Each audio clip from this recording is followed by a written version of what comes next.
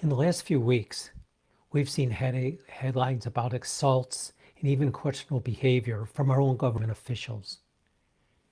It's easy to shake your head, scroll past, and think, that's just the world we live in now.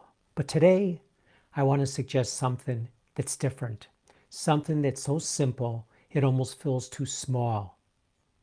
Respect. Respect everyone's right to happiness.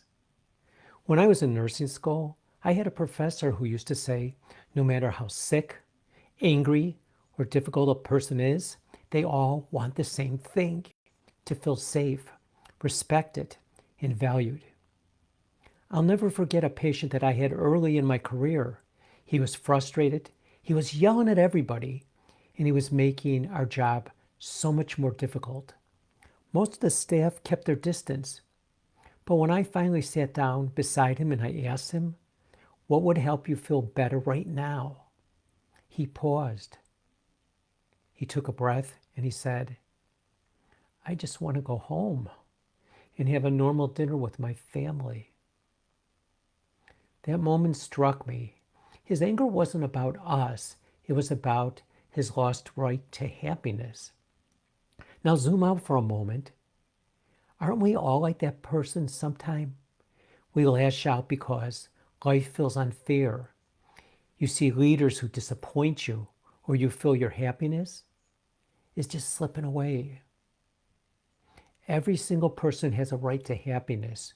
Not some, not most, everyone.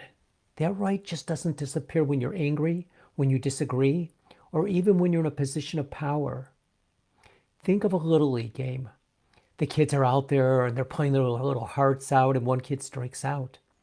And instead of cheering him on, a patient from the stand yells, you're never going to make it.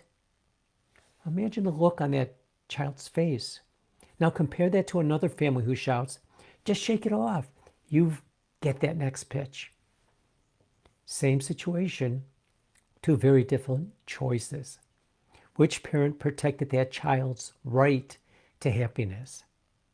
If it matters in Little League, how much more does it matter in Congress, in our communities, in our neighborhoods, and yes, even in your home?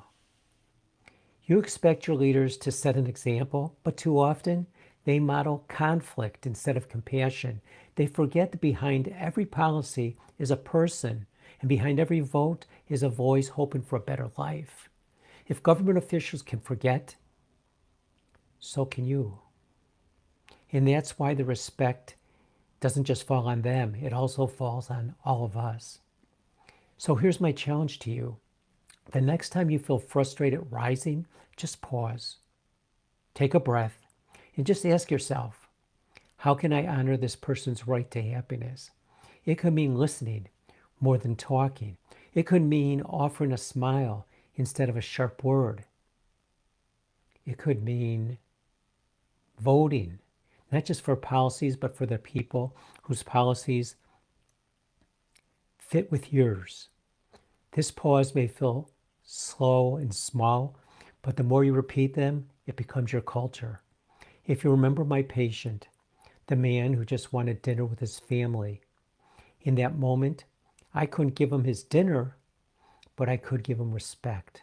And that respect softened his anger and reminded him he was still human, still deserving of joy. Let's not forget the simple truth. Every single person has a right to happiness. And if happiness is a universal right, what small action will you take tomorrow to make sure somebody else has a fair chance to claim it? Remember respect for all, right to happiness. Choose compassion. Pause for peace, for you to be a success.